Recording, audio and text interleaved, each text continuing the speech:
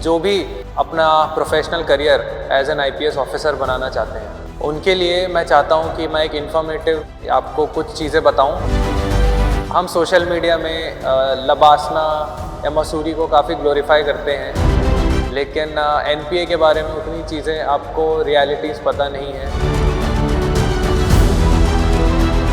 ये जो है आपका मॉर्निंग फॉल इन होता है for the PT, for the physical training.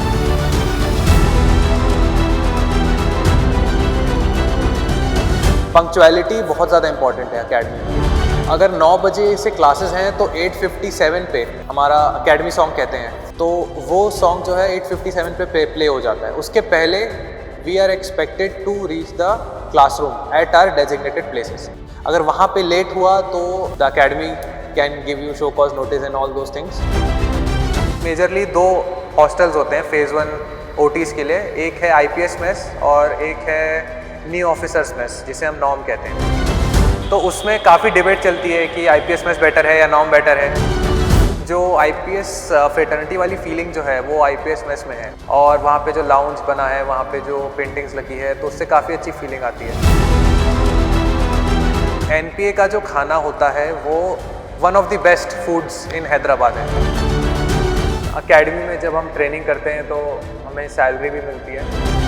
एक टिपिकल आपको a day in life at NPA में आपको बताऊंगा।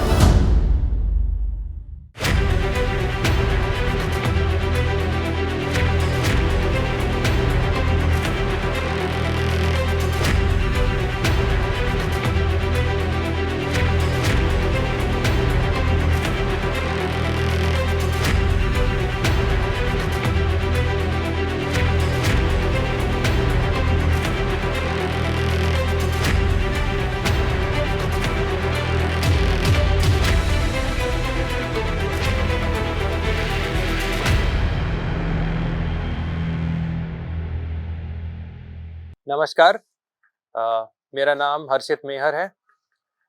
मैं 2022 बैच का आईपीएस ऑफिसर हूँ। मुझे छत्तीसगढ़ कार्डर अलॉट हुआ है और करंटली मैं फील्ड ट्रेनिंग के फेज़ में हूँ। इस वीडियो में मैं बात करूँगा हमारी ट्रेनिंग के बारे में, जो कि एनपीए में होती है, और ओवरऑल एक पर्सपेक्टिव के बारे में जो कि सर्विस में है। क्योंकि मुझे लगता है कि हम सोशल मीडिया में लबासना या मसूरी को काफ़ी ग्लोरीफाई करते हैं, उनके बारे में बहुत सारी चीज़ें अवेलेबल हैं, लेकिन एनपीए के बारे में उतनी चीज़ें आपको रियलिटीज़ पता नहीं है, उतने डिटेल में पता नहीं है। एक पर्पस तो वो है, और दूसरा ये है कि जो भी अपना professional career as an IPS officer बनाना चाहते हैं, उनके लिए मैं चाहता हूँ कि मैं एक इन्फॉर्मेटिव, थोड़ा सा लाइक एन एल्डर ब्रदर, आपको कुछ चीज़ें बताऊं जो आपको पता होनी चाहिए, जो आपसे एक्सपेक्टेशंस होती हैं जब आप एक इतना टफ एग्ज़ाम क्लियर करके इतनी प्रेस्टिजियस ऑल इंडिया सर्विस में आते हैं। तो ये 2 कारण हैं मेरे वीडियो बनाने के। तो जब भी हमारा सिलेक्शन होता है, सबसे पहले हमें अपॉइंटमेंट लेटर मिलता है that you are being allotted Indian police service. उसके बाद हमें एक डेट दी जाती है जिस डेट पे हम एनपीए हैदराबाद, जो कि सरदार वल्लभ भाई Patel national police academy Hyderabad में स्थित है, वहाँ पे हमें रिपोर्टिंग करनी होती है। पहला दिन तो हमें डॉक्यूमेंट वेरिफिकेशन करने में जाता है, जहाँ पे हमें डॉक्यूमेंट सबमिट करना है। हमारे गैजेट्स वगैरह सब वहाँ पे नोट किए जाते हैं।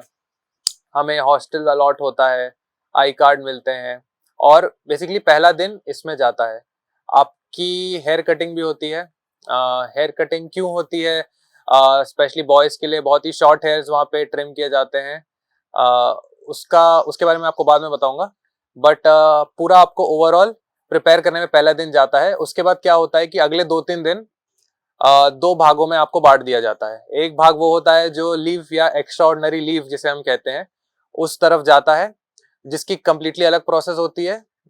उन्हें जॉइनिंग फॉर्मेलिटीज खत्म करके दूसरे तीसरे दिन छोड़ दिया जाता है, और बाकी दूसरा भाग जो है बैच का, वो जाता है टुवर्ड स्टार्टिंग देयर ट्रेनिंग। तो इनिशियली ये आपका पूरा सेटअप बनता है एकेडमी में।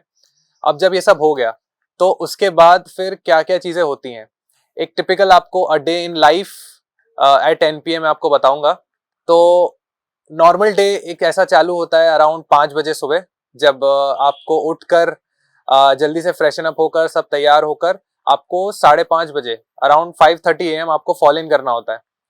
तो ये जो है आपका मॉर्निंग फॉल इन होता है for the PT, for the physical training. अब इसमें डिफरेंट डिफरेंट टाइप्स की PTs होती हैं। जैसे कि एक होता है PT1, जो कि होता है रनिंग। आपको रनिंग, एंड्योरेंस, इन चीज पे फोकस किया जाता है। किसी दिन आपका PT2 होगा, जिसे हम कहते हैं स्ट्रेंथ ट्रेनिंग, जिसमें आपको सारे एक्सरसाइजेस जैसे कि स्क्वाट, सिटअप्स, चिन अप्स, ये सारी चीजें आपको कराई जाती हैं। बेसिकली पहले मैं आपको पूरा दिन बताता हूँ, उसके बाद आपको मैं डिटेल में बताऊंगा। तो ये मॉर्निंग सेशन जो है वो हमारा चलता है अराउंड 5:30 to 7:30। उसके बाद आपको एक 1.5 घंटा मिलता है, जिसमें आपको नाश्ता करना है और नाश्ता करके रेडी होके आपको क्लासरूम पहुंचना है। तो आपके इंडोर क्लासेस जो हैं वो स्टार्ट होती है 9 बजे से और वो चलती हैं आप 1:40 तक, 1:40 to 1:45 तक आपकी क्लासेस चलती हैं। और ये होती है इंडोर क्लासेस।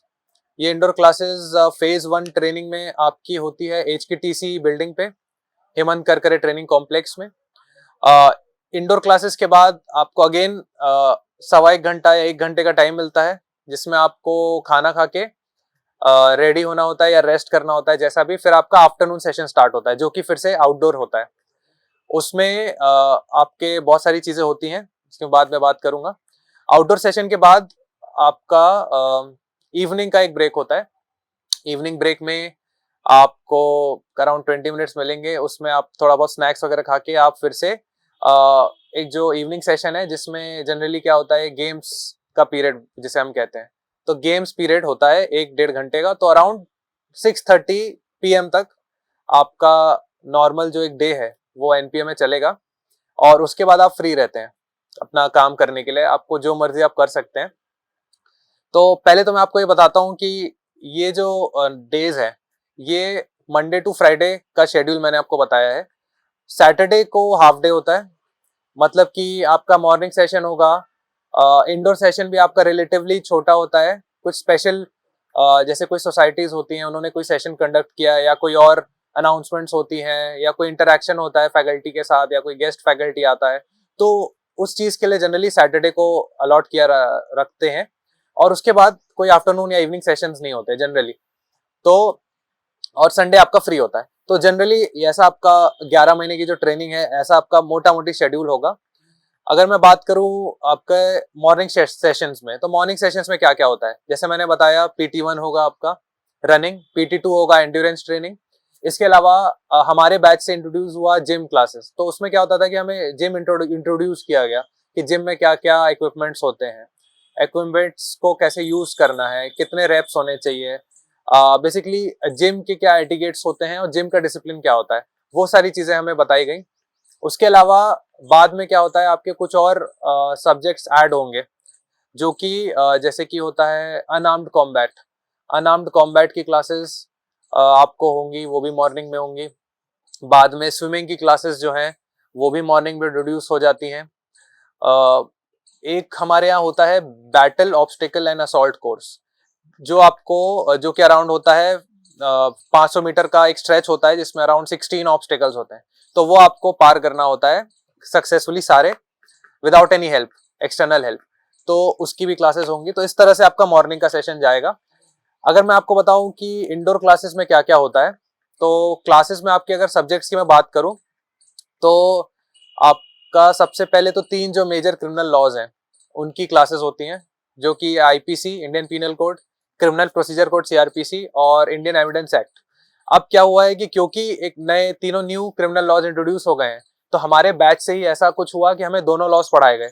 हमें भारतीय न्याय संहिता भी साथ में उसके सेक्शंस बताए गए, भारतीय नागरिक सुरक्षा संहिता भी बताया गया, और भारतीय साक्ष्य अधिनियम उसके बारे में भी बताया गया। इसके अलावा हमारे फॉरेंसिक्स की क्लास होती है। फॉरेंसिक्स के अलावा आपकी क्लासेस होंगी इंफॉर्मेशन एंड कम्युनिकेशन टेक्नोलॉजी, एक सब्जेक्ट होता है, क्योंकि हमें पता है कि साइबर क्राइम, साइबर अवेयरनेस, और ये साइबर फ्रॉड्स जो हैं ये बहुत ज़्यादा बढ़ गए हैं, और फ्यूचर के सबसे बड़े थ्रेट जो हैं वो ये साइबर फ्रॉड्स ही हैं। तो इसके लिए हमें काफ़ी कुछ अच्छी ट्रेनिंग दी जाती है, बहुत ही वेल इक्विप्ड लैब्स हैं हमारी एकेडमी में, जिसमें हमें नए नए सॉफ्टवेयर्स जो हैं, साइबर इन्वेस्टिगेशन, डिजिटल फॉरेंसिक्स, इन सब चीज़ों के बारे में ज्ञान दिया जाता है। Social media monitoring, email monitoring, इन सब की चीज़ों के बारे में बताया जाता है। इसके अलावा आपकी क्लासेस होती हैं इन्वेस्टिगेशन की। क्रिमिनल लॉज के अलावा इन्वेस्टिगेशन, हम जानते हैं कि सीआरपीसी में तो प्रोसीजर है, पर इसके अलावा और भी बहुत सारे लॉज हैं हमारे कंट्री में, जैसे कि पॉक्सो है, SC/ST prevention of atrocities act है, जुवेनाइल जस्टिस एक्ट है, ऐसे बहुत सारे एक्ट्स हैं। तो इन सब में प्रोसीजर्स अलग होते हैं, तो वो सब हमारा इन्वेस्टिगेशन सब्जेक्ट में कवर होता है। इसके अलावा हमारी एक class attitude, ethics and human values की भी होती है, जिसमें हमें ह्यूमन एंगल और कैसे एक एम्पैथी होनी चाहिए एक पुलिस ऑफिसर में, वो बताया जाता है। इसके अलावा दो और सब्जेक्ट्स होते हैं, internal security and public order, जिसमें हमें ट्रैफिक मैनेजमेंट, क्राउड मैनेजमेंट, जो लॉ एंड ऑर्डर और पब्लिक ऑर्डर की जो प्रॉब्लम्स हो सकती हैं उसको डील करने के बारे में बताया जाता है। कौन से प्रिवेंटिव लॉज हैं हमारी कंट्री में, उसमें क्या प्रोसीजर्स हैं, जैसे कि नेशनल सिक्योरिटी एक्ट है, बहुत सारे स्टेट सिक्योरिटी एक्ट्स हैं, उसके बारे में बताया जाता है। और एक और सब्जेक्ट होता है जिसे हम कहते हैं police management in India and criminology. तो इसमें हमें बेसिक पुलिस हायरार्की और स्ट्रक्चर के बारे में बताया जाता है, और बेसिकली क्रिमिनल जो माइंडसेट होता है, जो हम आइडियोलॉजी की बात करते हैं कि क्रिमिनल्स क्यों बनते हैं, उसकी वेरियस थ्योरीज के बारे में बताया जाता है, ताकि हम और समझ सकें क्रिमिनल माइंडसेट क्या होता है और उसे टैकल कर सकें। तो बेसिकली ये हमारे इंडोर सब्जेक्ट्स होते हैं।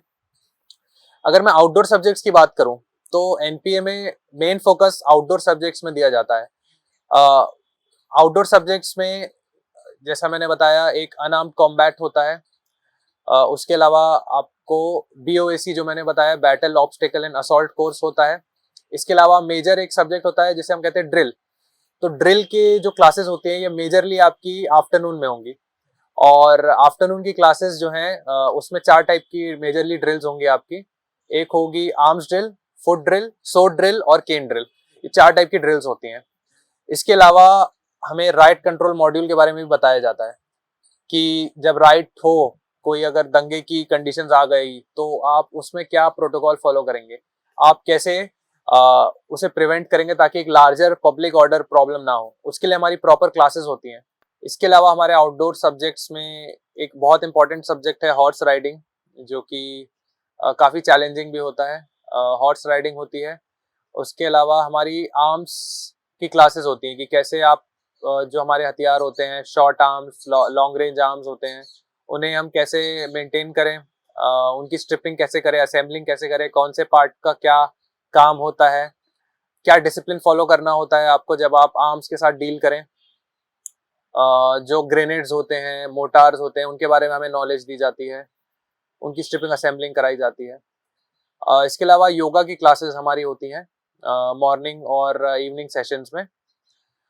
ये तो हुई मोटा मोटी आउटडोर सब्जेक्ट्स की बात। एक और आउटडोर सब्जेक्ट होता है जिसे हम कहते हैं टैक।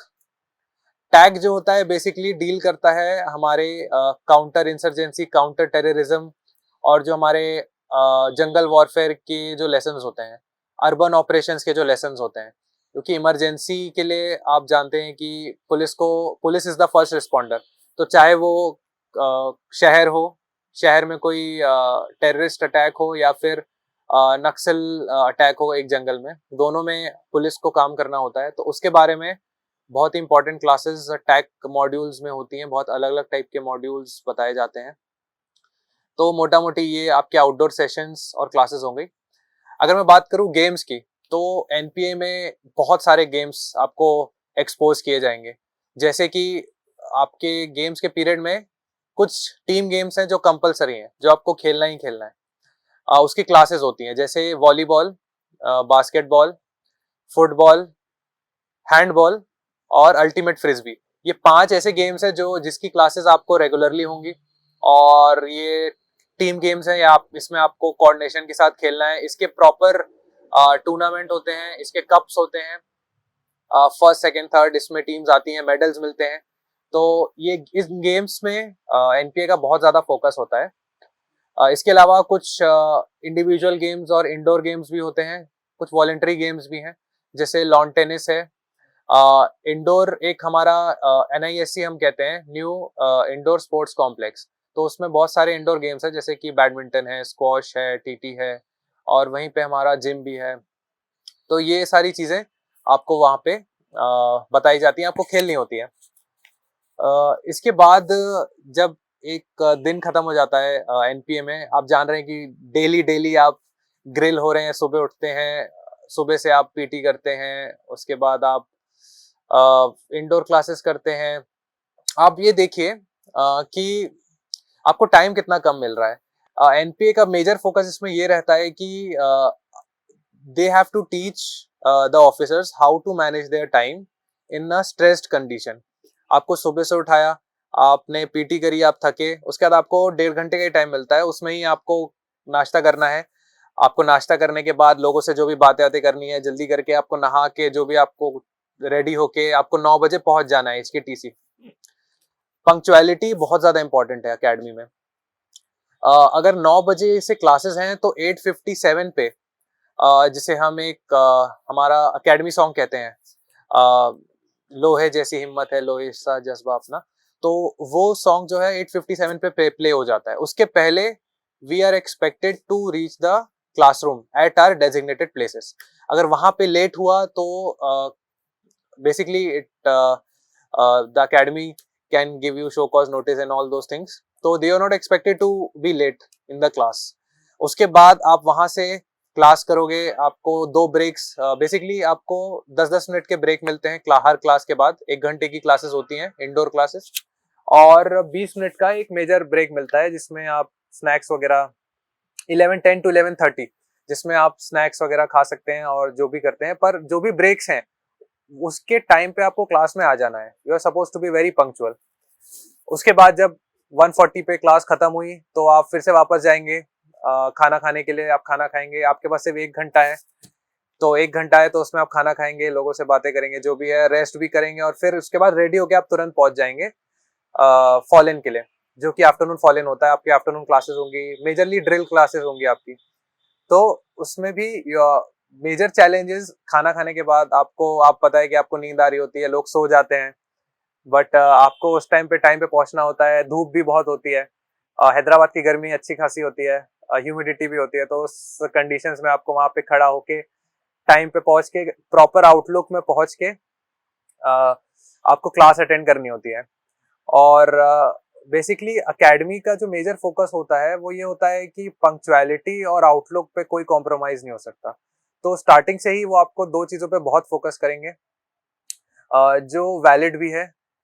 being IPS officers, when you lead your region or your subdivision or your district, major thing that will be noticed in you is your outlook and your punctuality and discipline। तो इस चीज पे बहुत ज्यादा फोकस किया जाता है। मैंने आपको पूरा एक शेड्यूल बताया।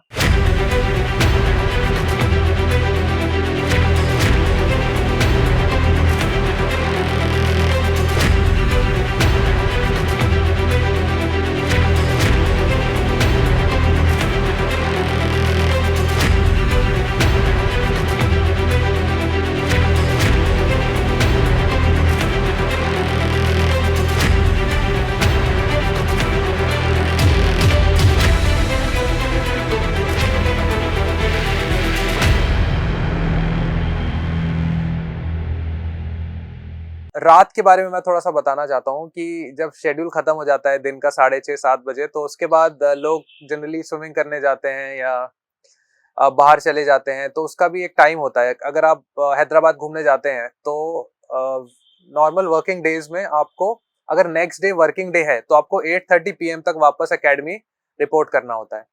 नहीं करेंगे तो आपको एंट्री नहीं मिलती। और on Saturdays you are allowed to stay out till around 1 AM, that's it. उसके अलावा हर रोज आपको 10:30 बजे रात को वापस आना ही होता है। ये मोटा मोटी शेड्यूल हुआ। अगर मैं आपको बात करूं एकेडमी में अकोमोडेशन की, तो मेजरली 2 हॉस्टल्स होते हैं फेज 1 OTs के लिए। एक है IPS मेस और एक है न्यू ऑफिसर्स मेस, जिसे हम नॉर्म कहते हैं। तो इन दोनों में अच्छा डिबेट चलना होता है कि कौन सा हॉस्टल बेटर है या कहाँ पे अलॉटमेंट होना चाहिए। अलॉटमेंट तो रूम्स का रैंडम होता है, वो आपके हाथ में होता नहीं है, तो जो मिल गया वो मिल गया, बाद में रूम्स चेंज नहीं होते। कोई जाए या ना जाए खाली करके, या खाली रूम्स हो रहे या ना हो, आपको रूम्स दूसरे नहीं मिलेंगे। तो उसमें काफी डिबेट चलती है कि आईपीएस मेस बेटर है या नॉम बेटर है। तो मैं कहूंगा कि मैं आईपीएस मेस में रहता था और सेकंड फ्लोर में रहता था। मेरा मुझे बहुत चलना पड़ता था एक्चुअली। आईपीएस मेस में कोई लिफ्ट नहीं है, तो काफी कुछ चलना पड़ता है और नीचे जाना पड़ता है, बस उसके अपने पर्क्स थे। आईपीएस मेस जो है वो सेंट्रली लोकेटेड है अकेडमी में, तो जो भी फॉल-इन्स होंगे आफ्टरनून के या मॉर्निंग के, वो मेजरली आपके 60 to 70% टाइम्स आईपीएस मेस में ही होंगे। तो ये एक फायदा है। दूसरा फायदा है कि जो भी खाना होता है, लंच और डिनर, वो भी आईपीएस मेस के ही वहीं पे होता है, तो उसके लिए भी आपको ज्यादा चलने की जरूरत नहीं है। कुछ कुछ फायदे आईपीएस मेस के हैं, और लेकिन कुछ नुकसान भी है। जैसे कि मैंने बताया कि जो न्यू ऑफिसर्स मेस है, वहां पे लिफ्ट है, नई बिल्डिंग है, उसके रूम्स थोड़े से ज्यादा रिलेटिवली थोड़े से बड़े हैं, और जो हमारी इंडोर क्लासेस होती हैं वो एचकेटीसी में होती है, जो बिल्कुल ही पास में है नॉर्म से। तो उसमें आईपीएस मेस के जो लोग होते हैं उनको ज्यादा चलना पड़ता है। तो ऐसे थोड़े बहुत पर्क्स और थोड़े से नेगेटिव या चैलेंजेस आप बोल सकते हैं, लेकिन दोनों ही हॉस्टल काफी अच्छे हैं। बट मैं आईपीएस मेस को थोड़ा प्रेफर करता था, मुझे रहता था वहां पे तो मुझे अच्छा भी लगता था। एक जो आईपीएस फ्रेटर्निटी वाली फीलिंग जो है वो आईपीएस मेस में है, और वहाँ पे जो लाउंज बना है, वहाँ पे जो पेंटिंग्स लगी है, तो उससे काफी अच्छी फीलिंग आती है। तो मैं तो आईपीएस मेस प्रेफर करता था। अब इसके बाद मैं आपको बताता हूँ फूड के बारे में। तो एनपीए का जो खाना होता है वो one of the best foods इन हैदराबाद है। अगर आप हैदराबाद के जो लोकलाइट्स हैं उनसे भी पूछेंगे तो वो भी कहेंगे कि एनपीए का खाना या एनपीए की बिरयानी जो है, जो हर सैटरडे बनती थी लंच में, वो बहुत अच्छी है। वन ऑफ द बेस्ट है इन हैदराबाद। तो खाने में आपको बहुत ज्यादा वैरायटी मिलेगी एनपीए में। सबसे पहले आप ब्रेकफास्ट पकड़िए, तो ब्रेकफास्ट में आपको बॉइल्ड एग मिल जाएंगे, ऑमलेट्स मिल जाएंगे, आपको north Indian south Indian options मिल जाएंगे, आपको हेल्दी ऑप्शंस मिल जाएंगे, स्प्राउट्स मिलेंगे, आपको डेयरी आइटम्स मिलेंगे। बहुत ज्यादा वैरायटी होती है। आपको जूसेस मिलेंगे, और वो भी वो चेंज करते रहते हैं। अगर आप लंच की बात करें तो लंच भी आपको वैसे ही काफी वैरायटी के ऑप्शंस में आपको मिलेगा। डिनर में डेली आपको वेज हो या नॉन वेज हो, आपको एक नॉन वेज डिश होती ही है और वेज भी होता है।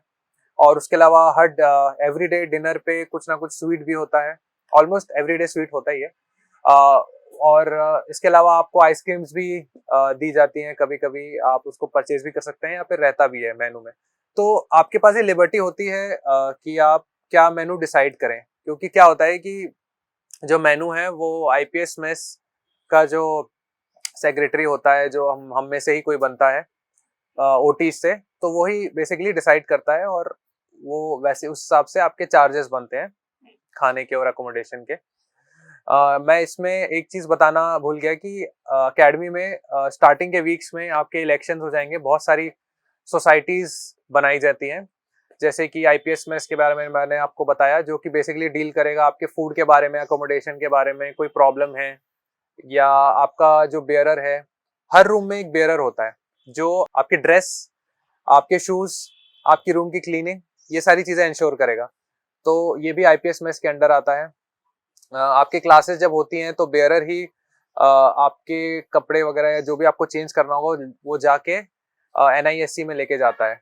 वहाँ पे क्या होता है, कई बार मल्टीपल क्लासेस होंगी तो आपको आपके अटायर चेंज करने पड़ते हैं, तो आप उसके लिए अपने हॉस्टल रूम नहीं जा सकते, तो वो आपको एनआईएससी से ही करना होता है, या एक और ओल्ड जिम होती है वहां से करना होता है। तो वो आपका बेयरर ही इंश्योर करेगा। इसके अलावा बार बार वहां पे होता है, आपको ये इंश्योर करना है कि आपके बाल प्रॉपरली ट्रिम्ड हो। तो ऑलमोस्ट हर वीक हम लोग बार्बर से बाल कटाते थे। आईपीएस में इसमें भी है, नॉर्म में भी अलग बार्बर है, तो उसके भी जो चार्जेस हैं वो भी आईपीएस में सोसाइटी और वही सब देखते हैं। तो एक हो गया आईपीएस में कमेटी, एक होता है इन्वायरमेंट एंड इकोलॉजी क्लब होता है, एक आपका एडवेंचर क्लब होता है, एक आपका लॉ लॉ सोसाइटी या लॉ क्लब होता है, एक आपका लिटरेरी क्लब होता है, एक आपका film society and camera club होता है।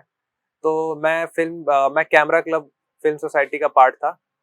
तो ये सब का अपने अपने काम है। जैसे कि जो फिल्म वाला क्लब है, वो एकेडमी सॉन्ग्स जो होते हैं उसके लिए जो फुटेजेस आप रिकॉर्ड करते हैं, उन्हें एडिट करते हैं, उन्हें कैसे प्लेस करते हैं, किस टाइप के थीम में आप बनाते हैं, तो ये सारी चीजें film and camera club decide करता है। तो ऐसे सबके अपने अपने इवेंट्स होते रहते हैं। तो ये आपका मोटा मोटी एनपीए में आपका फूड के बारे में सारी चीजें होंगी। अकेडमी में जब हम ट्रेनिंग करते हैं तो हमें सैलरी भी मिलती है। अगर आप देखें तो ग्रॉस सैलरी आपकी जो होगी अराउंड 93 और 94,000 होगी।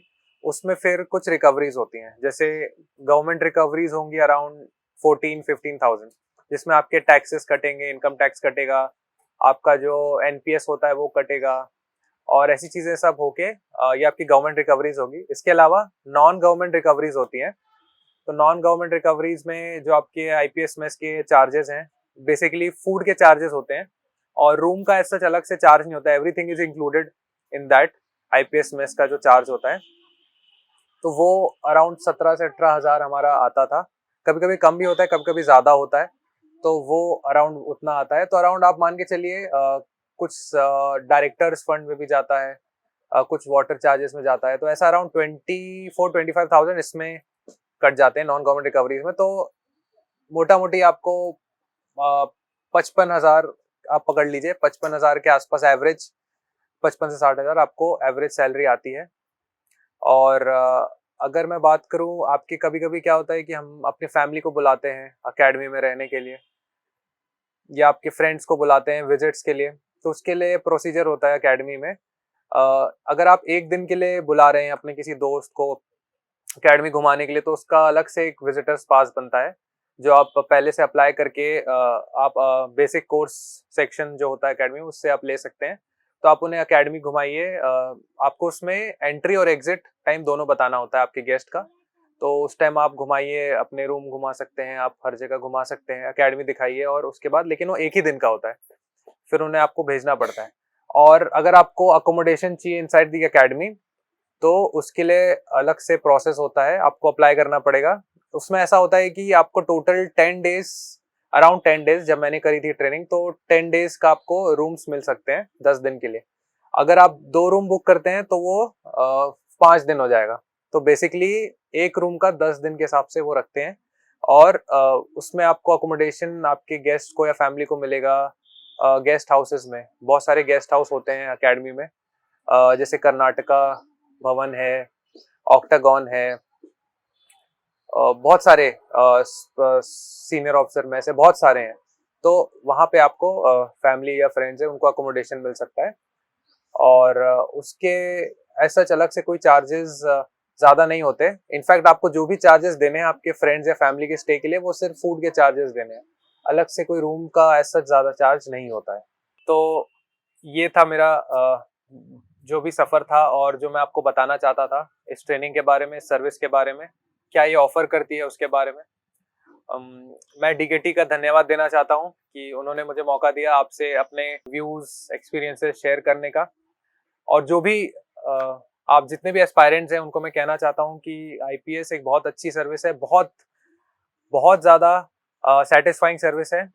आपको चैलेंजेस ज़रूर मिलेंगे, बट जब आप उनको मैनेज करना और टैकल करना सीख जाएं, तो इससे बेहतर कोई सर्विस शायद ही कोई होगी। मैं इस सर्विस में हूँ, और मैं बहुत फील्ड ट्रेनिंग के टाइम ही मैं समझ चुका हूँ कि बहुत अच्छी सर्विस है, बहुत स्कोप और कुछ अपॉर्चुनिटीज भी बहुत सारी हैं। मैं काफ़ी कुछ सीखूंगा, सिखाऊंगा, और जितना हो सके अपना काम कर पाऊंगा। मुझे ये समझ में आया है कि IPS service is a great service. So whoever wants to come, they are most welcome. And all the very best to all the people out there. Thank you.